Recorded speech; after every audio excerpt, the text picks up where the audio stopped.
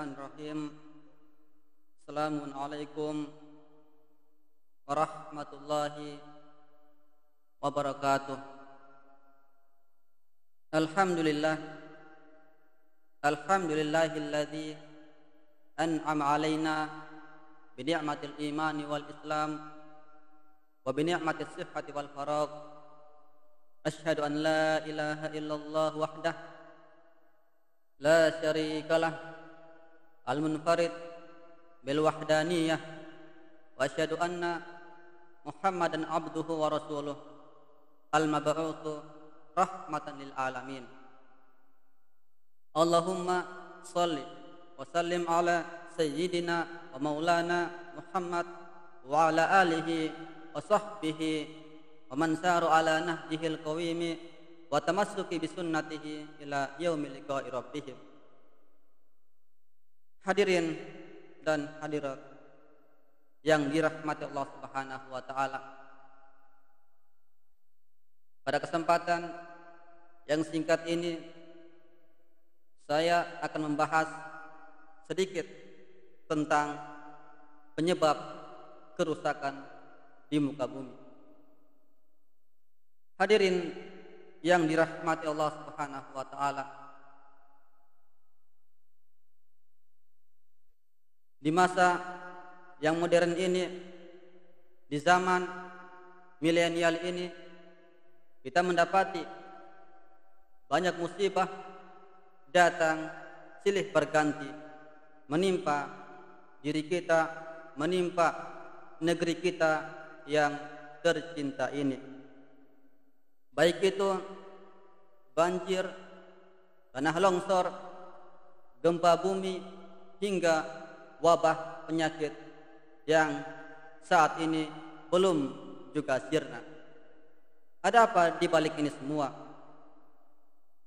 Sekiranya kita mau berpikir sedikit saja, merenung, memuhasabah diri, maka kita akan sadar bahwa terkadang musibah yang menimpa diri kita, yang melanda negeri kita tercinta ini disebabkan oleh ulah manusia sendiri. Allah Subhanahu wa taala berfirman, "Wa ma asabakum min musibatin," tidaklah musibah itu menimpa kalian fabima kasabat aydikum, melainkan karena perbuatan tangan-tangan kalian. Wa ya'fu an katsir, dan Allah masih memaafkan banyak kesalahan yang lainnya. Allah Subhanahu wa taala juga berfirman, "Zaharal fasadu fil barri wal bahr," telah nampak kerusakan di daratan dan di lautan, bima kasabat aydin nas, disebabkan tangan-tangan manusia, disebabkan perbuatan manusia.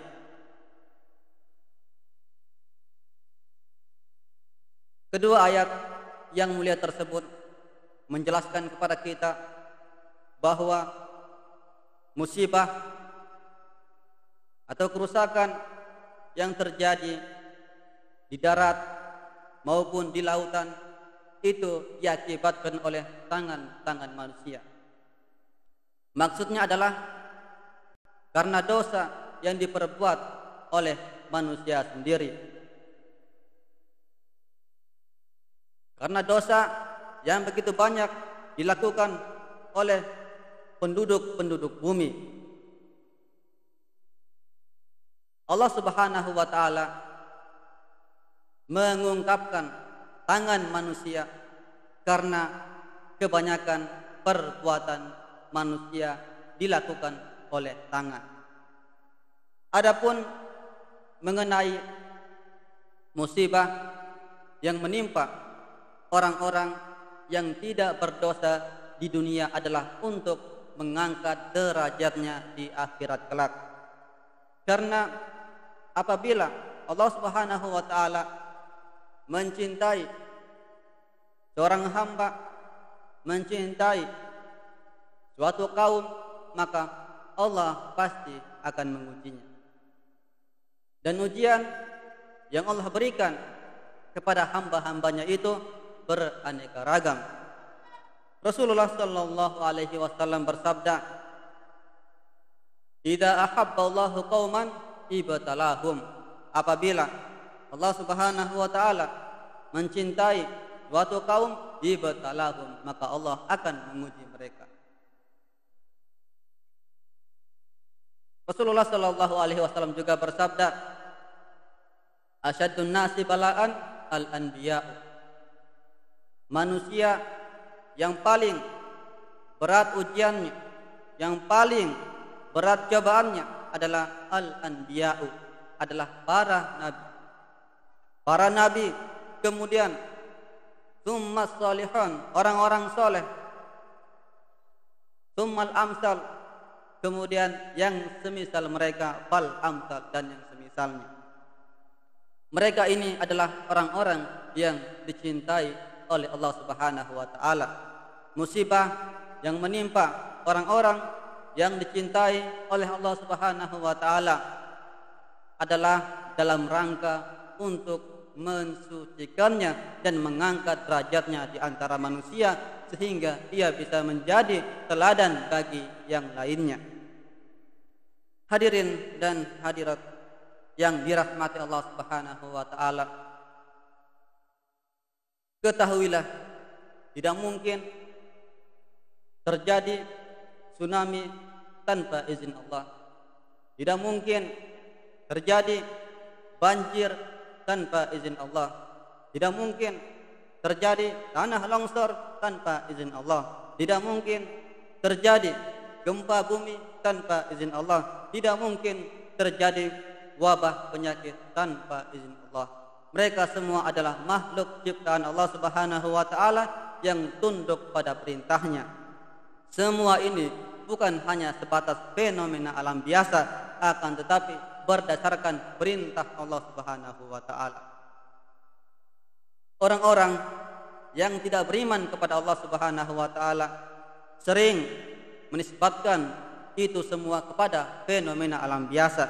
Akan tetapi kita orang yang beriman meyakini bahwasanya itu terkadang akibat dosa-dosa yang diperbuat oleh manusia. Sekiranya penduduk bumi ini beriman dan bertakwa kepada Allah Subhanahu wa taala, maka tidak mungkin hari ini kita mendapati banyak musibah datang silih berganti melanda negeri kita yang tercinta ini. Bukankah Allah Subhanahu wa taala telah berfirman di dalam kitabnya yang mulia, "Walau anna ahlal qura," sekiranya penduduk negeri itu amanu, beriman, wattaqau, dan bertakwa, la fatahna alaihim, maka akan kami limpahkan kepada mereka barakatin minas sama'i wal ard, berkah dari langit dan bumi. Walakin kadzabu, akan tetapi mereka mendustakan ayat-ayat kami, fa akhadnahum bima kanu yaksibun, maka kami siksa mereka berdasarkan perbuatan-perbuatan mereka, akibat tangan-tangan mereka. Hadirin yang dirahmati Allah Subhanahu wa taala, lihatlah kaum Saba, mereka telah diberi kenikmatan oleh Allah Subhanahu wa taala berupa kebun-kebun yang ditumbuhi pepohonan untuk kemakmuran rakyat Saba. Akan tetapi karena mereka bermaksiat kepada Allah Subhanahu wa taala, mereka kufur kepada Allah Subhanahu wa taala, walau telah diperingatkan oleh Nabi Sulaiman, akhirnya Allah Subhanahu wa taala menghancurkan bendungan Ma'rib yang ada di negeri Saba dengan banjir besar. Lihatlah kaum-kaum terdahulu yang lebih kuat, bahkan negerinya lebih hebat dari negeri kita. Kaum Ad, mereka diberikan kenikmatan oleh Allah Subhanahu wa taala berupa pertanian yang subur dan unggul karena air yang melimpah. Mereka juga memiliki harta dan binatang ternak yang banyak. Akan tetapi mereka bermaksiat kepada Allah Subhanahu wa taala. Mereka mendustakan kenabian Nabi Hud, maka Allah datangkan angin yang sangat kencang, yang sangat dahsyat, disertai dengan bunyi guruh yang menggelegar, hingga akhirnya mereka semua tertimbun pasir dan binasa. Lihatlah Fir'aun dan kaumnya. Mereka diberikan kenikmatan oleh Allah Subhanahu wa taala berupa taman-taman yang indah, harta yang melimpah ruah, akan tetapi mereka juga bermaksiat kepada Allah Subhanahu wa taala, maka Allah binasakan mereka semua. Kisah mereka Allah abadikan di dalam kitabnya sebagai pelajaran bagi orang-orang yang berakal. Hadirin dan hadirat yang dirahmati Allah Subhanahu wa taala, Ali bin Abi Thalib pernah berkata, "Ma nuzzila bala'un illa bidanbin." Tidaklah mungkin musibah itu turun melainkan karena dosa. Wala rufi'a bala'un illa bitaubatin, dan tidaklah bencana tersebut akan diangkat, akan dihilangkan kecuali dengan taubat kepada Allah Subhanahu wa taala. Ibnul Qayyim pernah berkata, "Wa min uqubatiz dzunub," dan di antara akibat dari perbuatan dosa, innaha tazilun ni'am, adalah menghilangkan nikmat, wa tuhillun niqam, dan mendatangkan bencana. Maka dari itu, hilangnya suatu nikmat dari seorang hamba itu disebabkan karena dosa yang ia perbuat, dan juga datangnya berbagai musibah yang menimpanya itu juga diakibatkan karena dosa yang ia perbuat. Ibnu Rajab Al-Hanbali pernah berkata, "Tidaklah disandarkan suatu kerusakan, kejelekan melainkan pada dosa, karena semua musibah, kerusakan itu diakibatkan oleh dosa." Hadirin yang dirahmati Allah Subhanahu wa taala, musibah yang menimpa kita tidak terlepas dari dua kemungkinan.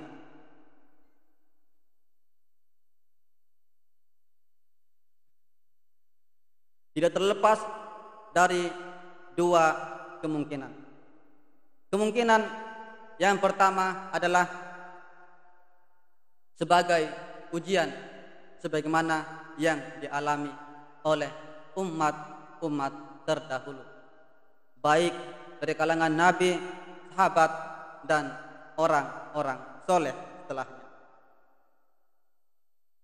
Kemungkinan yang kedua adalah sebagai teguran atau azab, sebagaimana yang ditimpakan Allah Subhanahu wa taala kepada orang-orang terdahulu sebelum kita.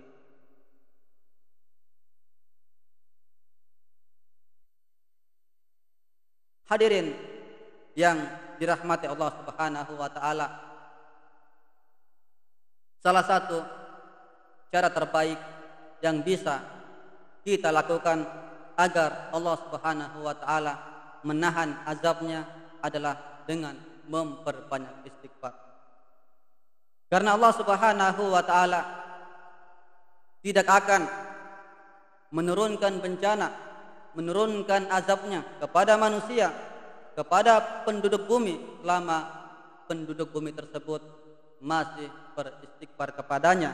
Tidak mungkin Allah Subhanahu wa taala menyiksa manusia, menyiksa penduduk bumi, sementara mereka semua masih senantiasa beristighfar. Allah Subhanahu wa taala berfirman, "Wa ma kana Allahu mu'adzibahum wa hum yastaghfirun." Dan Allah Subhanahu wa taala tidak akan mengazab mereka, tidak akan menyiksa manusia sementara mereka masih memohon ampunan kepada Allah Subhanahu wa taala. Hadirin dan hadirat yang dirahmati Allah Subhanahu wa taala, demikianlah pertemuan singkat kita pada kesempatan kali ini. Kita akan lanjutkan pada kesempatan yang berikutnya. Namun jangan lupa setelah menonton video ini agar di subscribe YouTube ini agar selalu mendapat konten-konten terbaru dari kita semua yang ada di MBS ini. Subhanakallahumma wa bihamdik, nashhadu an la ilaha illa anta, nastaghfiruka wa natubu ilaik, wa akhiru da'wana alhamdulillahi rabbil alamin. Wassalamu alaikum warahmatullahi wabarakatuh.